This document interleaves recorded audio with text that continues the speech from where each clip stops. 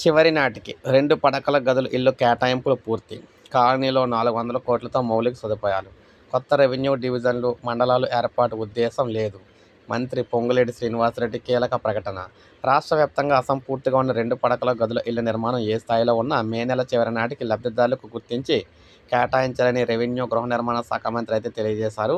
చివరి దశలో ఉన్న ఇళ్ల పనులను త్వరగా పూర్తి చేయాలన్నారు. అసంపూర్తిగా ఉన్న ఇళ్ల నిర్మాణానికి ప్రస్తుతం పూర్తి చేసిన ఖర్చులను మినహాయించి మిగతా ఇందిరమ్మ ఇళ్ల పథకం ద్వారా అందిస్తామని చెప్పారు. గుత్తేదారులు పూర్తి చేయని చోట లబ్ధిదారులు పూర్తి చేసుకోవాలన్నారు.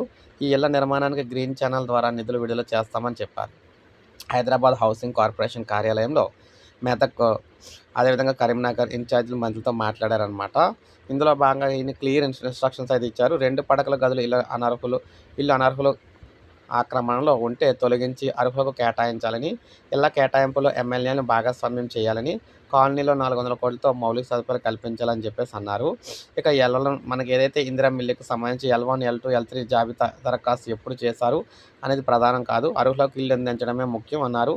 మొదటి విడతలో వివిధ కారణాలతో ఇందిరమ్మ ఇల్లు నిర్మాణం చేపట్టిన వారి స్థానంలో కొత్త వారికి అవకాశం కల్పించాలి. ప్రతి ఇందిరమ్మ ఇంటికి 40 టన్నులు ఇసుకను ఉచితంగా అందిస్తున్నాం అని చెప్పేసి అన్నారన్నమాట. సో మొత్తంగా చూసుకుంటే ఏది ఏమైనా ఇందిరమ్మ ఇల్లుకి సంబంధించి కావచ్చు, డబుల్ బెడ్రూమ్ ఇల్లుకి సంబంధించి కావచ్చు, రాష్ట్ర వ్యాప్తంగా ఉన్న డబుల్ బెడ్రూమ్ ఇల్లు అన్నీ కూడా పూర్తి చేసి మే చివరి నాటికైతే ఇవ్వాలని డిసైడ్ అవ్వడం జరిగింది. ఇది గుడ్ న్యూస్ అని చెప్పుకోవచ్చు. సో ఇది అప్డేట్. ఒక లైక్ చేయండి, సబ్స్క్రైబ్ చేసుకోండి, మంచి ఛానల్ సబ్స్క్రైబ్ చేసుకోండి.